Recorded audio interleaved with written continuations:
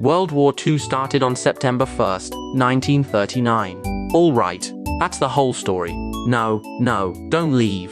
Because saying the war started on September 1st is like looking at a burning apartment building and saying, well, the fire started with a match.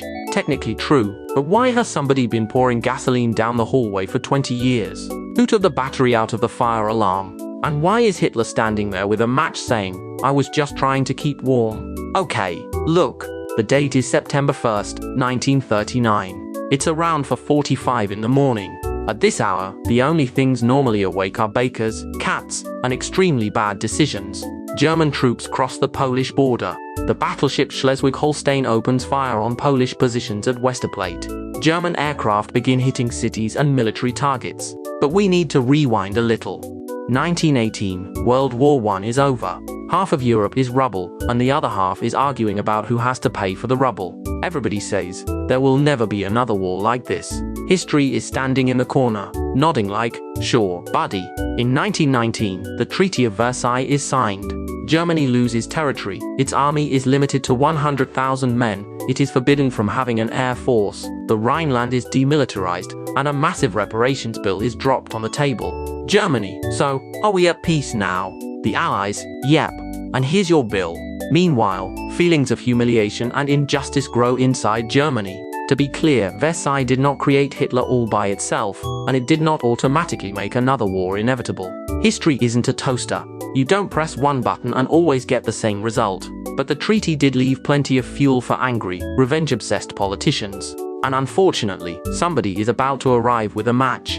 In 1923, Germany is hit by hyperinflation. Prices rise so quickly that you get paid in the morning, you can buy bread at noon, and by evening that same money can only get you emotional support outside the bakery. People go shopping with stacks and stacks of cash. Sometimes the basket carrying the money is worth more than the money itself. The economy is basically displaying an error message. Then things recover for a while.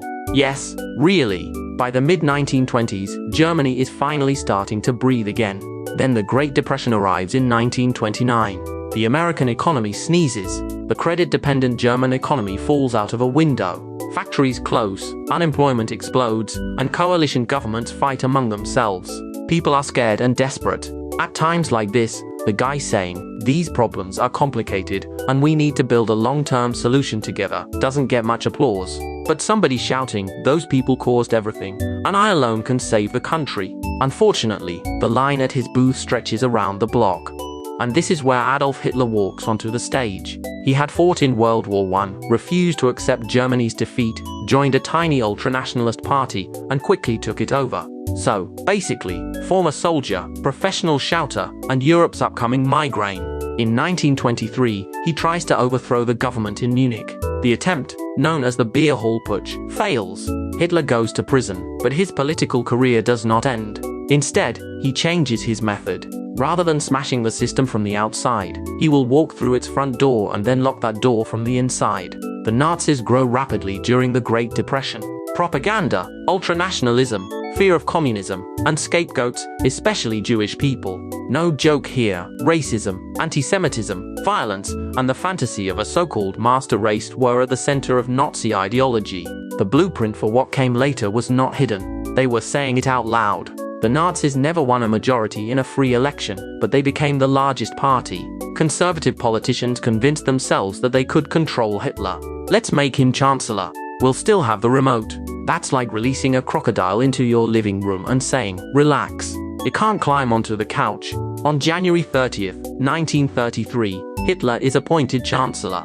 Not elected chancellor by the public, appointed. Small detail. Pretty important detail. After the Reichstag fire, basic freedoms are suspended. The Enabling Act strips Parliament of its power. Opponents are arrested, trade unions are shut down, and the press is silenced. Democracy goes out saying, I'll be back in 5, and never returns. Hitler now looks at the Treaty of Versailles. Normal person, these are things I am not allowed to do. Hitler, oh, cool. A to-do list. No air force? The Luftwaffe is created. No military conscription? Brought it back. No troops in the Rhineland? German soldiers march in during 1936. This is a huge gamble. Germany is not ready for a long war yet.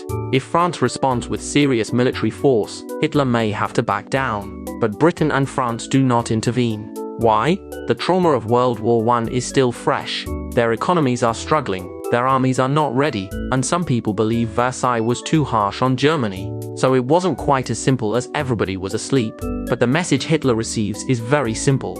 Apparently, I can keep going. Shush, we're in an important meeting. Meanwhile, the rest of the world is not exactly relaxing. Japan had invaded Manchuria in 1931 and entered a much larger, horrifying war with China in 1937. So according to some historians, the opening act of the World War had already begun in Asia. Mussolini's Italy invades Ethiopia in 1935. The League of Nations gets angry and imposes sanctions, but it fails to stop the invasion. The international response has roughly this energy. What you're doing is extremely wrong. Are you going to stop us? No. Okay, but it is extremely wrong. During the Spanish Civil War, Germany and Italy support Franco's forces, while the Soviet Union supports the Republicans. Europe is basically rehearsing with real bombs, but the folder is still labeled local issue. Anyway, let's point the map back toward Hitler. The map is not happy about this. In 1938, Austria is next. Hitler puts enormous pressure on the Austrian government.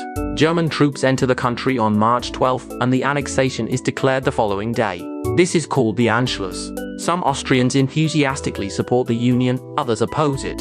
Nazi persecution of political opponents and Jewish people begins immediately. So no, this was not a decision made in a family WhatsApp group after everybody sent a heart emoji. It was more like an armed relative showing up at the door and saying, "We all live in the same house now. Everybody's happy, right?" Britain and France still do not go to war. Can somebody take the battery out of that thing? It's stressing me out. Hitler looks at the map again. The map avoids eye contact. Czechoslovakia is next. Hitler demands the Sudetenland, a region of Czechoslovakia with a large German-speaking population. But the Sudetenland also contains major defensive positions and important parts of the country's industry. In September 1938, Germany, Italy, Britain, and France meet in Munich. Where is Czechoslovakia? Not in the meeting. For people are sitting in a restaurant, deciding who gets the fifth person's living room. The homeowner is waiting outside. They didn't even give him a menu. Under the Munich Agreement, the Sudetenland is handed to Germany. Hitler promises that this is his final territorial demand. British Prime Minister Neville Chamberlain hopes he has prevented a major war. Europe puts a pillow over the fire alarm and tries to get some sleep. What does Hitler do? In March 1939, he occupies the rest of the Czech lands. Hitler, that was my last bite. Europe, you ate the entire plate. Hitler, with his mouth full of Czechoslovakia, misunderstanding. It is now obvious that this is not merely about uniting German-speaking populations. This is just straight-up expansion. Britain and France finally guarantee Poland's independence. This time, they really are going to tell him to stop. I mean, that's what they say. Hitler's next target is Poland. He demands that the free city of Danzig join Germany, along with an extraterritorial highway and rail link across the Polish corridor. But the real objective is much bigger: destroy the Polish state and expand eastward. There is one problem. If he attacks Poland, Germany could face Britain and France in the west and the Soviet Union in the east. A two-front war had not gone particularly well for Germany before. The first installment had terrible reviews. Germany did not need a sequel. Then, on August 23, 1939, shocking news arrives. Nazi Germany and the Soviet Union have signed a non-aggression pact. The Molotov-Ribbentrop Pact. Yes, two regimes that hate each other have just shaken hands. No, they are not friends. This is two enemies calling a timeout so they can split the neighborhood. A secret protocol divides Eastern Europe into spheres of influence and clears the way for Poland to be partitioned. For the moment, Hitler removes the danger of an attack from the east. Stalin calculates that he can gain time and territory. The visible part of the paper says, "We will not attack each other." The fine print says, also, "We might split up the neighbors." The worst terms and conditions in history. Everybody pretends they didn't click accept, but they absolutely did. Now Hitler only needs an excuse. On the night of August 31st, SS men dressed as Poles stage a fake attack on the Gleiwitz radio station inside Germany. A short message is broadcast in Polish. The body of a murdered prisoner is left behind as false evidence. Let's hit the brakes for 2 seconds. This was not just badly written theater. It was a state-manufactured lie in which a real person was murdered. The next day, Nazi propaganda can claim, Poland attacked us. We are only responding. Of course, hundreds of thousands of troops, tanks, and aircraft are already waiting at the border. They have been for weeks, ready to deliver this sudden response. What an incredible coincidence. It was a propaganda show built by the state. The stage was fake, but the murdered person was real. On the morning of September 1st, Germany invades Poland. Tanks, motorized units, and aircraft are coordinated by radio to carry out rapid encirclement maneuvers. This style of warfare will later become widely known as Blitzkrieg, lightning war. Poland fights back. And no, Polish cavalry did not blindly charge tanks on horseback. That famous story is largely propaganda and bad retelling. But Poland's exposed position, combined with Germany's military superiority, puts Poland at a massive disadvantage.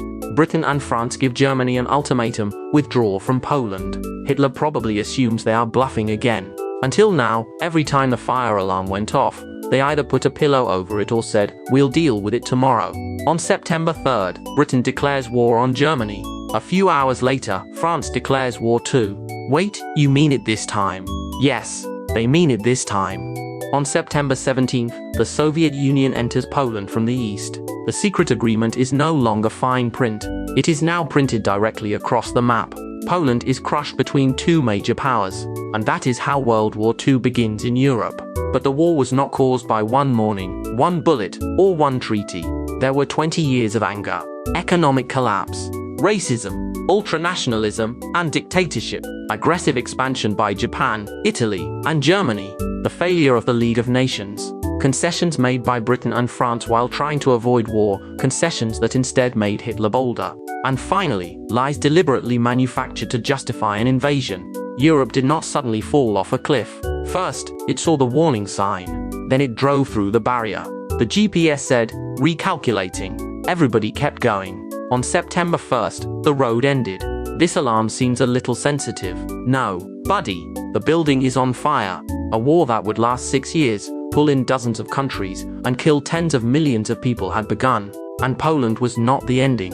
It was the opening credits. So what happened next? Next, France said, I have a really strong defensive line. Spoiler, Hitler did not use the front door.